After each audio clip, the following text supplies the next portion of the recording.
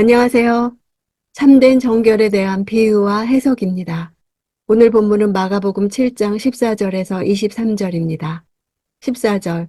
예수께서 다시 사람들을 불러 말씀하셨습니다. 너희는 모두 내 말을 잘 듣고 깨달으라. 바리새인과 율법학자들의 정결에 관한 논쟁을 일단락 지으신 예수께서 이제 다시 무리들을 불러 그들을 향해 말씀하심으로 장면이 전환되고 있습니다. 예수께서 바리새인들과 논쟁하실 때 무리들도 그 주위에 있었음을 알 수 있습니다. 즉 논쟁이 끝나고 율법학자와 바리새인들이 예수를 떠나갈 때 무리들도 가려 했으나 예수께서는 그들에게 보다 필요한 영적 교훈을 주시기 위해 그들만을 다시 부르셨습니다. 잘 듣고 깨달으라는 것은 비유의 비밀스러운 성격을 보여줍니다. 15, 16절. 몸 밖에 있는 것이 사람 속으로 들어가 사람을 더럽게 하지 못한다. 오히려 사람 속에서 나오는 것이 사람을 더럽게 하는 것이다. 원어 성경에는 밖에 있는 것은 단수로 되어 있고 사람 속에서 나오는 것은 복수로 되어 있습니다. 즉 밖에서 안으로 들어가는 것은 구체적으로 음식을 가리킵니다. 바리새인들이 씻지 않은 손으로 먹은 음식은 사람을 부정하게 만든다고 여겼기 때문입니다. 사람 속에서 나오는 것은 21, 22절에 나오는 수없이 많은 사람의 죄악된 속성들을 가리킵니다. 음식은 사람을 더럽게 할 수 없는 미미한 것에 불과하지만 사람 속에서 나오는 것들이야말로 결정적으로 사람을 더럽게 할 수 있는 것들입니다. 17절. 예수께서 사람들을 떠나 집 안으로 들어가시자 제자들이 이 비유에 대해 물었습니다. 이제 장면이 다시 전환되며 제자들이 따로 예수께 나와 묻습니다. 예수께서는 제자들을 특별히 따로 교육시키신 시간들이 있었던 것입니다. 예수님의 비유, 즉 예수님이 이루시는 하나님 나라가 모든 사람에게 열려 있으나 그 성격을 깨닫는 것은 쉽지 않다는 것을 말해줍니다. 18절. 그러자 예수께서 물으셨습니다. 너희는 아직도 깨닫지 못하느냐? 몸 밖에서 사람 속으로 들어가는 것이 사람을 더럽게 하지 못하는 것을 너희가 알지 못하느냐? 예수께서 제자들의 영적 무지를 책망하고 있습니다. 너희는 이란 부사를 사용해서 심지어 너희조차도 라는 뜻입니다. 제자들을 바리새인들과 율법학자와 무리들과 대조하고 있습니다. 바리새인과 율법학자들의 가르침과 장로들의 유전을 하나님의 계명과 같은 수준으로 생각하는 데 익숙한 제자들은 예수의 말씀을 즉시 깨달을 수 없었습니다. 그들의 뿌리 깊은 전통과 옛부터 져져온 편견에서 벗어나지 못하고 영적인 것과 의식적인 것을 혼동하고 있었던 것입니다. 19절. 그것은 사람의 마음으로 들어가는 것이 아니라 뱃속으로 들어갔다가 결국 몸 밖으로 나오기 때문이다. 그러므로 예수께서는 모든 음식은 깨끗하다라고 선포하신 것입니다. 이 부분은 예수의 말씀에 대한 마가의 평가입니다. 마태와 누가, 요한과 달리 마가는 자신의 주석을 거의 달지 않았습니다. 바로 예수께서 모든 음식은 깨끗하다고 선포하신 말씀에 마가의 주석이 달려 있습니다. 예수님은 오늘부터 모든 음식들은 깨끗하다고 선포하신 것입니다. 즉 음식으로 인해 부정하게 되는 일은 없다는 것입니다. 음식은 마음으로 들어가는 것이 아니라 배 속으로 들어간다.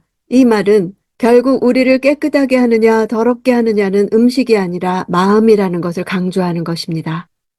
마가복음 기록 당시 복음이 확산되는 과정에서 초대교회 내 유대주의자들은 과거의 전통을 그대로 고수하려는 경향이 강했으므로 음식에 대한 논쟁이 많았습니다.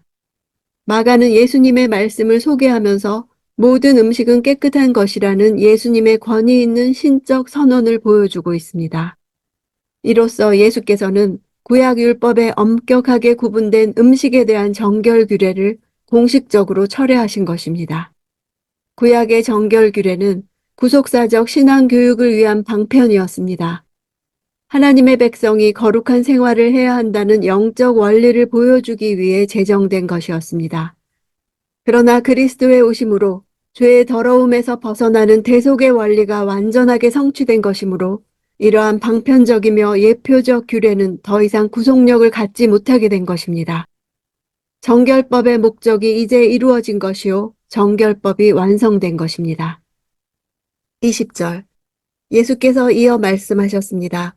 사람 안에서 나오는 것이 바로 사람을 더럽게 하는 것이다. 20절과 23절은 수미상관을 이루며 그 안에 사람을 더럽게 하는 것들을 말해주고 있습니다. 사람 안에서 나오는 것이란 표현을 마태는 입에서 나오는 것들이라고 표현했습니다.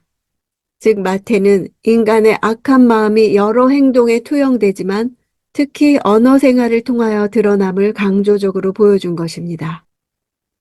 21, 22절.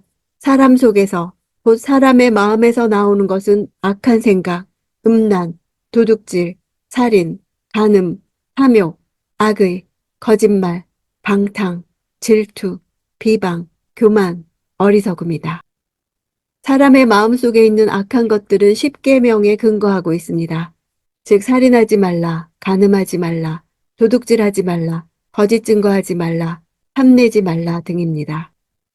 음란은 결혼의 유무와 관계없이 모든 종류의 성범죄를 가리켜 간음보다 폭넓은 의미에서의 성적 범죄 행위를 가리키고 있습니다.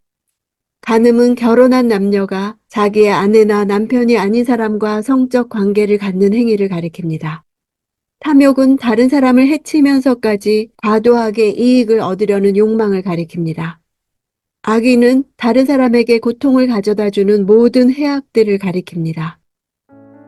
예수님의 정결법에 대한 말씀은 혁명적이었습니다.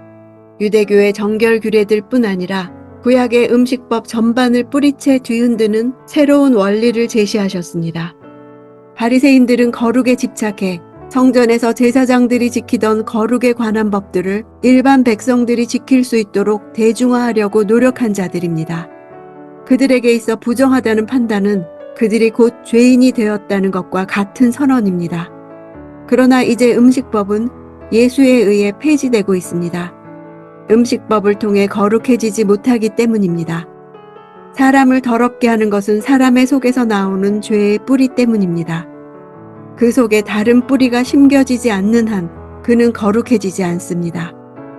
우리도 세상 가치관과 사람들의 생각과 내 기준의 뿌리가 깊어서 무엇이 중요한지 알지 못할 때가 있습니다. 그럴 때 무엇이 옳은지 주님께 묻는 것이 필요합니다. 말씀에 비추어 내 안에 어떤 뿌리가 있는지 봐야 합니다. 말씀의 권위를 드리기 위해 말씀 앞에 나오는 시간들이 필요합니다. 그럴 때 어느새 입술로만 하나님을 공경하고 마음은 떠난 것은 아닌지, 헛되고 열매 없는 기계적인 예배를 드리지 않는지 말씀이 내 뿌리를 드러내게 하시는 시간이 될 것입니다. 내 삶에서 악한 열매를 내던 죄의 뿌리를 뽑으시고 하나님께서 심으신 나무로부터 예수의 열매, 복음의 열매, 성령의 새로운 열매들이 맺힐 것을 기대합니다.